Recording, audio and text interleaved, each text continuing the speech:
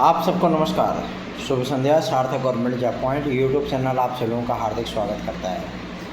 Channel नए हैं, channel को सब्सक्राइब, वीडियो को लाइक शेयर करिए, बेल आइकन दबा कर रख लीजिए ताकि आपको नोटिफिकेशन मिल जाए और आप उसे शेयर कर पाएँ। खबरों की शुरुआत में आप सभी लोगों से कई महत्वपूर्ण बिंदुओं पर बातचीत होगी, इसलिए वीडियो को लास्ट तक जरूर देखिएगा और चैनल को सब्सक्राइब न किया हो तो प्लीज़ एंड प्लीज़ सब्सक्राइब अवश्य कर लीजिए। चलिए खबरों की शुरुआत कर लेते हैं। 9721411385 ये मेरा व्हाट्सएप नंबर है। आप इस व्हाट्सएप नंबर के जरिए हमसे हमारे नोट्स आदि भी प्राप्त कर सकते हैं। साथ ही साथ यदि आप किसी भी प्रतियोगी परीक्षा की तैयारी कर रहे हैं और उसके टेस्ट सीरीज चाहते हैं तो आप उसे भी प्राप्त कर सकते हैं 9721411385 इस व्हाट्सएप नंबर पे। किस तरीके के प्रश्न बनते हैं, कैसे प्रश्न बनते हैं, पेपर का प्रारूप क्या होता है, कितने क्वेश्चन आते हैं, ये सारी चीज़ें आप लोगों को एक टेस्ट सीरीज, ऐसा नहीं कि केवल एक ही टेस्ट सीरीज दी जाएगी, महज 499 के प्राइस में आप सभी लोगों को 35 टेस्ट सीरीज उपलब्ध कराई जाएगी। 35 टेस्ट सीरीज आप स्वयं समझ सकते हैं कि वो टेस्ट सीरीज आप सभी लोगों के लिए कितनी एसेंशियल होने वाली है और इतनी लाइबल और इतना ट्रस्टेड चीज़ होगा ना कि आप अगर उसको तैयार कर लेते हैं तो उसमें नहीं कम से कम तो आपको 60-70 क्वेश्चन तो आराम से मिल जाएंगे, ठीक है ना। प्रैक्टिस सेट में ही मिल जाएंगे उतने, ठीक है।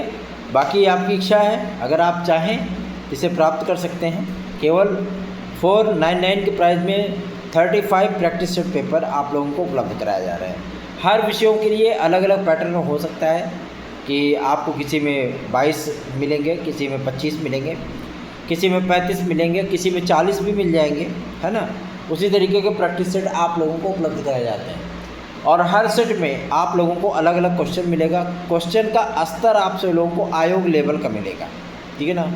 जो भी बोर्ड, आयोग आदि आप लोगों का पेपर कराता है, चाहे वो पुलिस प्रोन्नति बोर्ड हो, चाहे वो शिक्षा सेवा चयन आयोग हो, चाहे वो आपका उत्तर प्रदेश लोक सेवा आयोग हो, उस लेवल के क्वेश्चन आपको मिलेंगे कि आपको ये एहसास होगा कि वास्तविकता में जो आप पेपर दे रहे हो ना, ऐसा लगेगा जैसे आयोग का ही पेपर दे रहे हो, ठीक है ना।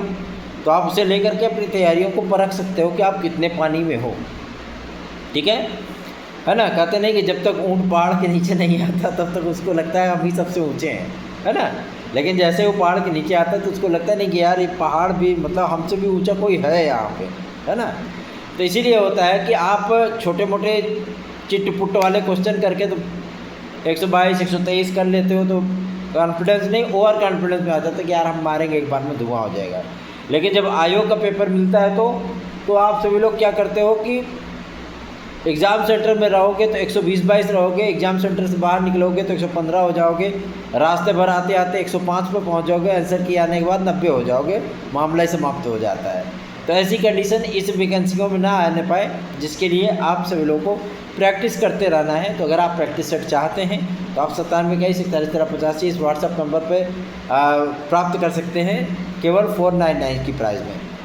चलिए खबरों की शुरुआत कर लेते हैं। देखिए, आज हम लोग गए थे निदेशालय अपने सचिवालय गए थे और सचिवालय में 2-3 बातें हमारी स्पष्ट हुई हैं। देखिए, जो आप लोगों का मैटर है ना, उसमें क्या है कि कई क्लर्क हमारे ऐसे भी हैं, कई क्लर्क ऐसे भी हैं जो कि मतलब या तो उनका ट्रांसफ़र हो गया है अन्य डिपार्टमेंट में, और सारी की सारी चीज़ें आज मैं आप लोगों को सारी चीज़ें क्लियर करके बताऊँगा और एग्जैक्टली उन विद्यार्थियों को जो है मैसेज किए जाएंगे जिनके नाम यहाँ पे हैं, ठीक है ना। सब कुछ क्लियर फाइनल किया जाएगा उनका, क्योंकि ताकि 2 से ढाई महीने 3 महीने के भीतर सब कुछ फाइनल हो जाए और उन विद्यार्थियों को भी थोड़ा सा रिलैक्स फील हो, ठीक है। तो हम लोगों का प्रयास यही है, भाई आए हैं तो कुछ लेकर के जाएँ है ना। और अगर ईश्वर को प्रसन्न करना है तो जाहिर सी बात है कि आपको व्रत भी रहना पड़ता है ना। भाई ईश्वर थोड़ी ना आकर के आपसे बोलता है कि भैया आप हमारे लिए व्रत रह लो तभी हम प्रसन्न होंगे। नहीं, आप व्रत रहते हो ना। हमारे मुस्लिम भाई बहन क्या करते हैं, रोज़ा रखते हैं ना अल्लाह को खुश करने के लिए। सेम भगवान के लिए हम लोग व्रत रहते हैं। जाहिर सी बात है वही कंडीशन है। अगर ईश्वर ने प्रसन्न करना है तो व्रत भी रहना पड़ता है, पूजा पाठ भी करनी पड़ती है, चढ़ावा भी चढ़ाना पड़ता है ना। और शुद्ध सात्विक मन से पूजा पाठ करनी पड़ती है और वही चीज़ें हमारे जीवन में भी होती हैं। यदि आपको दूसरे ने प्रसन्न करना है तो जाहिर सी बात है कि आपको उसकी सेवा शुश्रूषा भी करनी पड़ती है, साथ ही साथ आपको उसके मन के मुताबिक कार्य करना पड़ता है, सब कुछ एग्जैक्टली फाइनल करना पड़ता है, तब जा कर के आपकी मनोकामना पूर्ण होती है। ठीक है ना। तो भैया आज आप लोगों को इन्फॉर्मेशन दी जाएगी, टेंशन मत लीजिए, है ना, क्योंकि यहाँ पे बहुत कुछ जो है शासन के माध्यम से किया गया है। कई स्टेनोग्राफर, कई क्लर्क जो है माध्यमिक डिपार्टमेंट से उठा करके किसी का दुग्ध और मत्स्य विभाग में भेज दिया गया है, किसी को भेज दिया गया सिंचाई विभाग में, किसी को राजस्व विभाग में ट्रांसफ़र कर दिया गया, किसी को यूपीटीपीएससी से कन्वर्ट अटैच कर दिया गया, किसी को भेज दिया गया अन्य डिपार्टमेंट में। तो भैया ट्रेजरी वगैरह के डिपार्टमेंट में था ना, वित्त वगैरह के विभाग में। तो जाहिर सी बात है टोटल 148 स्टेनोग्राफर वगैरह की तब्दीलियाँ यहाँ से हुई हैं। ठीक है, कोई हाई कोर्ट में कर दिया गया, तो कोई लोक सेवा आयोग में भेज दिया गया। ठीक है, तो जाहिर सी बात है कि जब तक ये यूपीटीपीएससी की भर्तियाँ कंप्लीट नहीं होंगी ना, लोअर सबऑर्डिनेट से लेकर के जो क्लर्कों की वैकेंसी चल रही, कनिष्ठ सहायक वगैरह की, जब तक ये फाइनल नहीं हो जाती, इसी तरीके का शीशा लेदर रहेगा, है ना। एक एक व्यक्ति के पास 10-10 डिपार्टमेंट की जिम्मेदारियां हैं, है ना। तो जाहिर सी बात है कि लोगों का भी भैया जो थोड़ा सा काम करने में पंचुअल है, तेज़ी से काम करते हैं, उनका जो है ट्रांसफ़र दूसरे डिपार्टमेंट में कर दिया गया जहाँ पे काम का बोझ ज़्यादा है। ठीक है, तो हमारे भी कई स्टेनोग्राफर वगैरह हैं जो कि यहाँ से जो ट्रांसफ़र होकर के अन्य डिपार्टमेंट में चले गए हैं। तो जाहिर सी बात है कि आप सभी लोगों को भी थोड़ा सा संवेदनशील बनना पड़ेगा, और सब कुछ क्लियर फाइनल है, और हम आते हैं फिर मतलब आप लोगों को सारी अपडेट देंगे। और जो विद्यार्थी हमारे पास कॉल कर रहे हैं, मैं आप लोगों को बता दूं, जितने भी भाई बहन हमारे हैं सब के लिए मैं जीता हूं, किसी एक व्यक्ति पर्सनल व्यक्ति के लिए नहीं जीता हूं, ऐसा नहीं।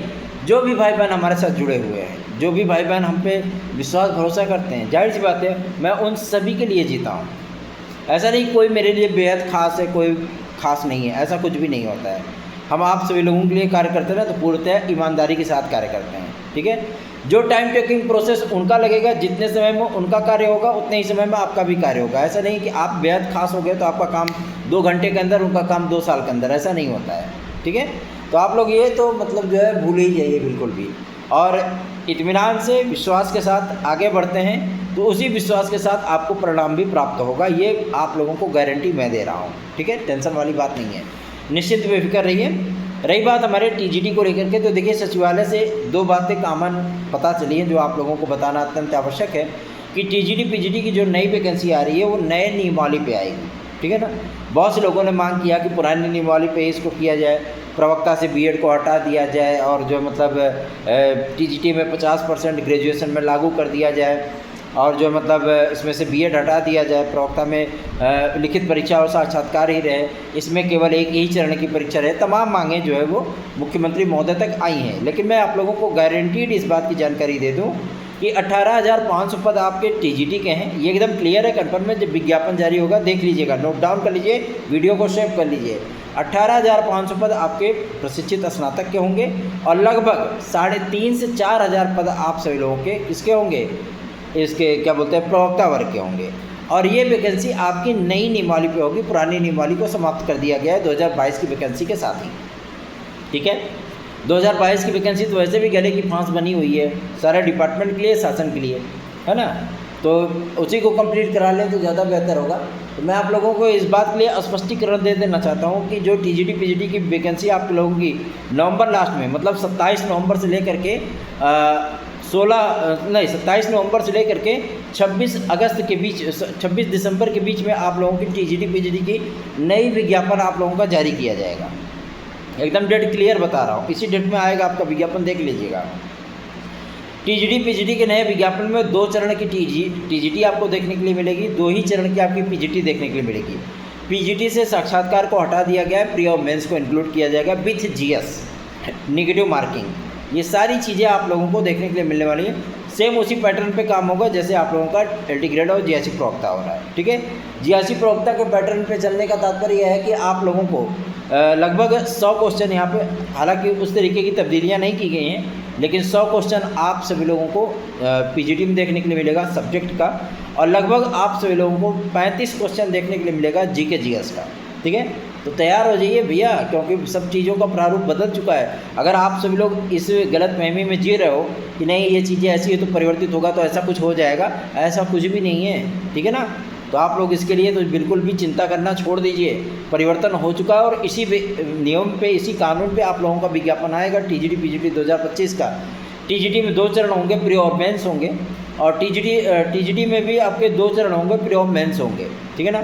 उसका प्रारूप क्या होगा वो तो आप लोगों के सामने बहुत जल्दी आने वाला है कि 30 क्वेश्चन आपको जीके जीएस उसमें मिलेगा सेम एलटी गेट की जैसे, और 110 क्वेश्चन आप लोगों को सब्जेक्ट का मिलेगा। उसमें 120 पूछता है, इस पर 110 ही पूछेगा, ठीक है ना। और एक बात और स्पष्ट हुई है, एज रिलैक्सेशन को लेकर के शासन का रुख थोड़ा सा नरम हुआ है, क्योंकि अभी होमगार्ड वाली भर्ती की बात कर रही है ना, लगभग 1.5 से 2 महीने के भीतर उसकी प्रक्रिया समाप्त होकर के लगभग 22,500 पदों पर आप लोगों को होमगार्डों की वैकेंसी देखने के लिए मिलेगी। उसके नेक्स्ट बाद भी लगभग 22,000 पदों पर आप लोगों को विज्ञापन देखने के लिए मिलने वाला है। इसमें जो आयु सीमा को लेकर के 18 से 30 वर्ष की आयु सीमा को कर दिया गया है, पहले 45 ईयर होता था, है ना, और 774 रुपये प्रतिदिन का जो है मतलब दैनिक भत्ता है। अपने होम डिस्ट्रिक्ट में ही नियुक्ति होगी, तमाम वो चीज़ें वो नियमावली बनाई है। इस पे जो आयु सीमा है ना, उस पर थोड़ा सा आपत्ति दर्ज कराई गई है। और एक बात मैं पुलिस प्रोन्नति बोर्ड के माध्यम से तैयारी करने वाले जो हमारे भाई बहन हैं, जो कि यूपी कांस्टेबल और यूपीएसआई वगैरह की तैयारी करते हैं, उन भाई बहनों को भी मैं बता देना चाहता हूँ कि यूपीएसआई और यूपी कांस्टेबल के लिए जो आयु सीमा इस समय निर्धारित की गई है, वही आयु सीमा आप लोगों को कंटिन्यू देखने के लिए मिलने वाली है। मतलब वही आयु सीमा आप लोगों की कंटिन्यू की जाएगी। इस पे लगभग सहमति बन चुकी है। जिस दिन कैबिनेट की मीटिंग हुई, आप लोगों का यही आयु सीमा कंटिन्यू कर दिया जाएगा। बात एकदम क्लियर है, स्पष्ट है, ठीक है ना।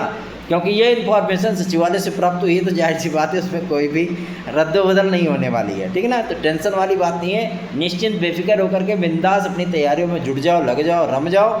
और जिन जिन विद्यार्थियों को आज मैं मैसेज करूंगा, देखिए भाई सबसे बड़ी चीज़ क्या होती है कि अभी 10 लोगों का ही है ना, तो आप लोगों को जो मैसेज करूं तुरंत ही उस पर जो है मतलब अपना रिएक्शन दीजिएगा, ठीक है। और ताकि यहाँ से हम लोग जब बृहस्पतिवार को मतलब कल की तारीख में निकलें तो सब कुछ क्लियर फाइनल है, ठीक है। और 2 से 3 महीने का समय लगता है, सारी चीज़ें हमारी क्लियर फाइनल हो जाएंगी। और थोड़ी सी प्रतीक्षा तो करनी पड़ती भाई, क्योंकि समय ऐसा नहीं होता है कि मतलब आप सिस्टम के अनुसार चल रहे हो तो सिस्टम आपके अनुसार चलेगा, ये ज़रूरी नहीं होता है। समय थोड़ा सा लगता ज़रूर है, लेकिन सारी चीज़ें हमारी एक्यूरेट, परफेक्ट और टनाटन होती हैं, कोई दिक्कत होता नहीं है ना। कोई प्रस्ताव अगर शासन स्तर पर बनता है, कोई चीज़ें होती हैं, तो जाहिर सी बात है उसके लिए आपको प्रतीक्षा करनी पड़ती है। क्योंकि शासन स्तर पर जो कार्य होते हैं ना, जो चीज़ें होती हैं, कोई प्रस्ताव बनेगा, कोई प्रारूप भेजा जाता है, तो उसमें 2 से 3 महीने का समय लग जाता है। विज्ञापन आना हुआ, एग्ज़ाम कराना हुआ, तो तमाम वो चीज़ें आप लोगों को समय लग ही जाता है। लेकिन इस प्रक्रिया में भी आप लोगों का समय थोड़ा सा लगेगा, 2 से 3 महीने का समय आप लोगों का लगेगा, लेकिन सब कुछ टनाटन एकदम टन टारा हो जाएगा। फिर ज़िंदगी में कभी भी आप लोगों को पीछे मुड़ करके देखने की आवश्यकता नहीं पड़ेगी। निश्चिंत बेफिक्र होकर के आप सभी लोग वीडियोस को लाइक कर दीजिए, चैनल को सब्सक्राइब कर लीजिए। सबका धीरे धीरे नंबर आएगा, सबका कहता नहीं कि एक अनुकूल समय हर किसी का आता है, आपका भी आएगा। थोड़ी सी प्रतीक्षा करनी पड़ेगी, बस थोड़ी सी प्रतीक्षा करिए, सब कुछ फाइनल हो जाएगा, सब कुछ क्लियर हो जाएगा, सब कुछ टनाटन हो जाएगा, ठीक है ना। थोड़ा सा हमें सचिवालय जाना है, क्योंकि कुछ विद्यार्थियों के जो मतलब समस्याएं हैं, और उन्होंने कहा था भैया इसकी इन्फॉर्मेशन लीजिएगा, तो जाते हैं, देखते हैं। क्योंकि अभी तो मैं सुबह में गया था, है ना, 11 बजे तक, तो वहाँ पे देखा तो मतलब सारे के सारी चीज़ें ही बदल चुकी हैं, है ना। तो हमने बल्कि विधायक जी से कहा भी, हमने कहा यहाँ तो पूरा तंत्र ही बदल गया 1.5-2 महीने के अंदर।